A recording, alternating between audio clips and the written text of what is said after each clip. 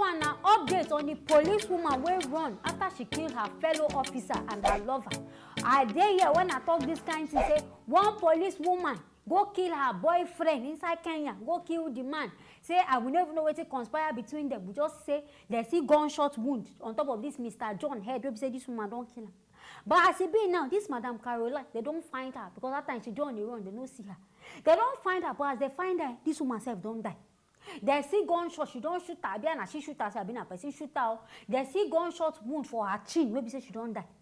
Now, well, person be say come as suppose come as I can't tell us what really happened. She self now she don't come die. Where we won't come gather the truth from? My people beg, make her follow me watch. Fugitive policewoman Caroline Kangogo is dead. The wanted police officer died of gunshot wounds and her remains were found at her parents' home in Anin in Elgeyo Marakwet County. Sources say she shot herself in a new house that was under construction after police tracked her down on Thursday.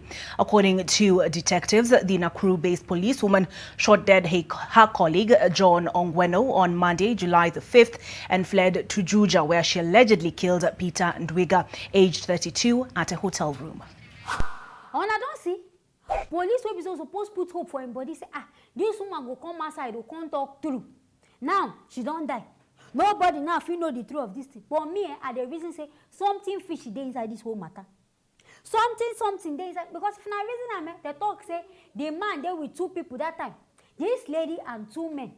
But as it be like this, they say that other man, he died. So I beg, who can kill this other man? Now they reason say, either na this woman, na kill them, these two people, I be something happen. Maybe this other man, na kill her lover. She come reason and say, okay, you know as love be now. Maybe she no go fit day without this man. Now there she come reason and say, okay, make she self kill this man.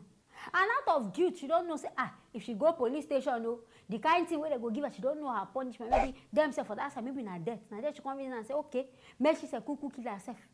Because I don't calculate all this. In fact, my detective skills don't come out. I don't reason and think and well say, I beg, what if it caused this whole thing? What if it caused the man death? We don't know. What if it caused the woman death? We don't know. But me, I reason and say, now because she don't reason and say, she said, person go, maybe they go kill her. Or be the reason where she killed this man, she don't even talk, and maybe now one kind of reason. She can't reason all this one thing and say, oh no, the best thing is for her to kill herself. But I beg, this one not be so. Which kind of life people they live? In Agodos, they kill person like chicken, they kill them like goat.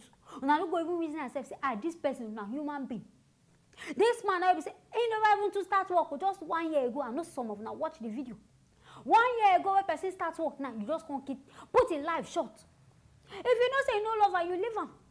What's it going to be the essence? This one now way you don't come kill yourself, I beg. How want to find justice? Because now, no justice at all. In fact, the case don't even close.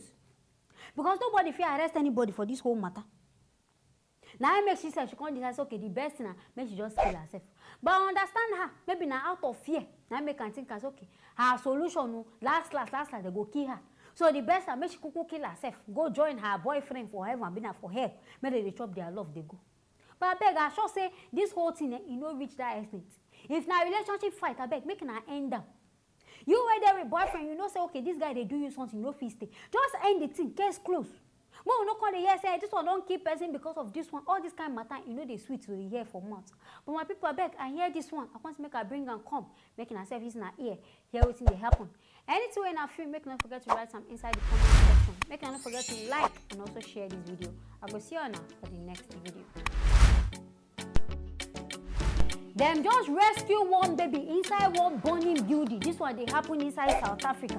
All of them know the wahala where they will happen inside South Africa. Say they arrest their ex-president. People come begin riots. Now on top of this one, then these people where they riot, I don't know who send the message. They can't carry fire. Light match, I don't know what they even use. They go burn this building. And not forgetting, say, people there inside this building, where they burn. Now again, now God to make people there before they can't even rescue them, these children and these people. And now the people go just they act on, I don't know, be a negligence. Forgetting, say this is what they do, it affect innocent people. But my people, I beg, make now watch this video.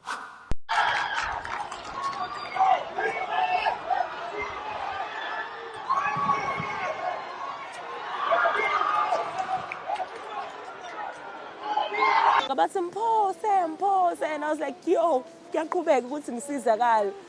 wasondela intombazane and ngangamthemba because ebeyedwa bahlangana abantu babaningi ngampost because bengithukele after sengimdedelele ngabamba ikhanda ukuthi yo bambamba. To me, this thing don't turn brutal. It don't pass protesting, it don't even pass riot. Because I don't know as they do this kind. I beg if them those crowd no day for that place, unko. Now so this woman and her children would just die for that place. Fire would just burn them, have smoke would just kill them. All these people, I know they understand them at all. It be like say South African people, some South African people. It be like someone that they celebrate corruption. They arrest ex-presidents because of corruption. Now I can't gather moral saying that they riot. Some people carry it in the fridge. They don't even fear. They push them. Like say they go buy market. Like say that their own money they use they go buy. Thief. Some even they thief coffee, thief pig. I beg now so on a poorness rich. A person go carry pig saying won't go thief. I know they don't even understand this whole matter. But it can't be like say this whole matter. He pass say they arrest this president. It be like say another matter there on top of this thing. It be like say that these people they protest on top of another matter because I know they see where now go they complain because they arrest ex-president. Now they fight constant now they shoot now they what thing they happen? Because many people don't even die on top of this whole riot what they do. So until we're supposed they're peaceful, now don't they turn to brutal and protest. I think now come together as one say okay we they fight about this. How come now deaths don't they happen between people? Innocent people now when don't know anything. In fact now they go really suffer this thing. Because I saw some people they just sit down for their house, they're jelly. They mind their own business. Then this rioters are waiting and when they go carry themselves come. Say hey, they riot. On top of waiting. But in fact, the South African police, in fact, now don't give me joy. Because I gotta say they don't arrest more than 100 people, and that one even good. And I hope say not be only the arrest too. Those things where they go thief, people will carry television, carry them for head, like saying that they use their money pay. May they go their house, go carry all these things because it be like say thief they then these South African people they are blood. Ordinary peaceful protest, when I don't talk into thieving competition. This one go carry the gauge who thief pass. Now one as soon as they do now things inside South Africa. Make change come. See the kind change when they bring. But as sure as they arrest these people, some people the rest where they plan say then say they won't go riot their own. Their brain they go relax. They go get small sense. They go know say okay now when they don't they arrest people, we go. I no can't know how they want to judge them. They are not prison because they're too plenty 100 people I beg. Which kind of prison they won't carry them go. But maybe they teach them small lessons because this way they do it don't even make sense. This whole fighting and burning of places, they enter people place, they thief. It don't even get sense at all. At least now they do it for justifiable reason. I sure say now president go come outside. But because now they do it for mumu reason, I make himself don't come outside. Keep to the stand. Say okay, well, this ex-president they go dead there. So I beg the things when they do, make now they watchful, make now they mind waiting that they do. Because most of them now on a character, now they lead to all this hash treatment way that they get. Later now go come outside they complain say police brutality do this one. Now gongo now they cause waiting they happen. But my people beg I hear this one inside Saudi. I can't make a bring and come make na service na here waiting they happen. Anything when I feel make don't forget to write them inside the comment section. Make don't forget to like and also share this video. I go see you now for the next video.